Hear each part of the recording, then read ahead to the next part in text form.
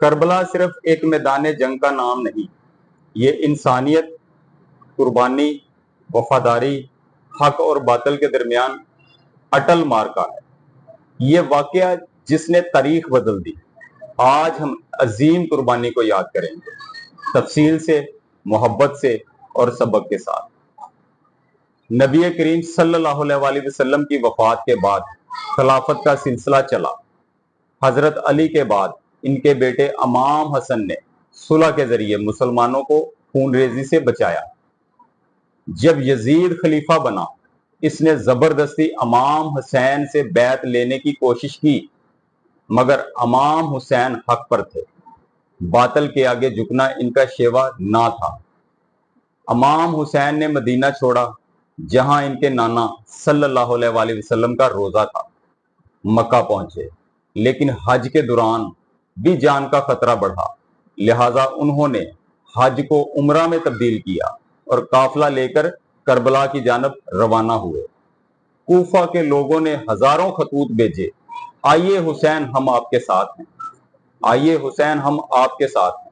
لیکن جب امام حسین وہاں پہنچے، یزید نے حر بن یزید، عمر بن سعد، ابن زیاد جیسے بے رحم سپہ سالاروں کو روانہ کیا۔ وہی کوفی جنہوں نے بلایا تھا اب خنجر لے کر کھڑے تھے۔ 2 محرم کو امام حسین کربلا پہنچے۔ یزیدی لشکر 30,000 سے زیادہ تھا اور امام حسین کا قافلہ صرف 72 جانثار۔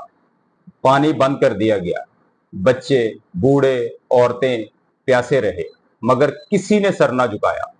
ایک ایک کر کے امام حسین کے ساتھی شہید ہونے لگے۔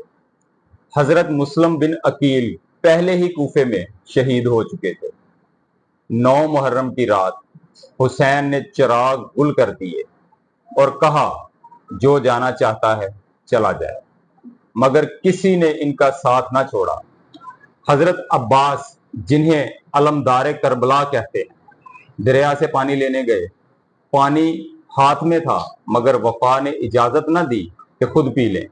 بچوں کے لیے لائے، بازو کٹ گئے، تیر جسم سے آر پار ہوئے، مگر وفا نہ ہاری۔ حضرت علی اکبر، نانا صلی اللہ علیہ وسلم کے شبیہ، دشمن نے پہچان کر بھی شہید کر دی۔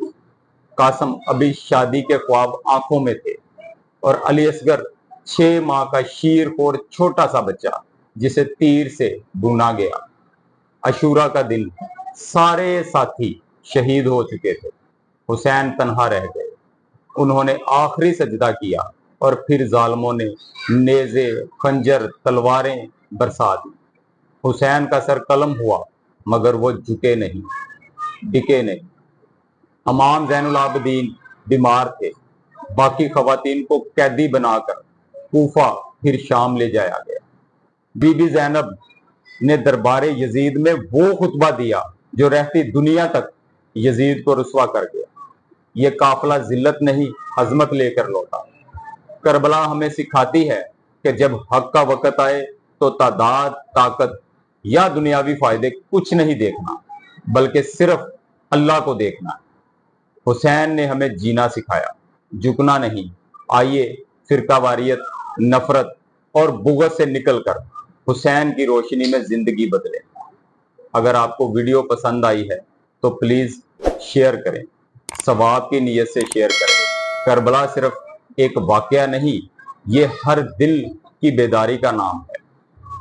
ہر دور میں ایک یزید ہوتا ہے اور ہر دور کو ایک حسین چاہیے۔ شکریہ۔